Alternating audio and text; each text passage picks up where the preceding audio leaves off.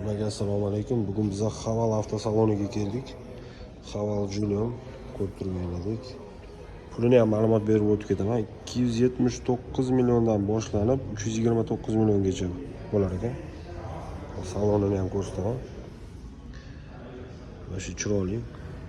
Xudo xolasa bugun bizlar mana shu Julium mashinamizga Pandora'ni 4G modelidan qo'yib beramiz, GPS-ligini. Mashinani qayerda turganini ham ko'rsatadi, klimat kontrollari, abagrev rullari, abagrev sideniyalarini ham xudo xolasa o'zlarini telefonlari orqali boshqaradigan qilib beramiz.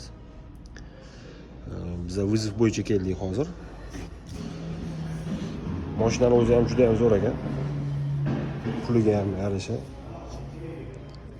Eng ko'p sotilayotgan hozir Haval M6 ekan. Tashqaridan mashinalarimiz ham bor ekan.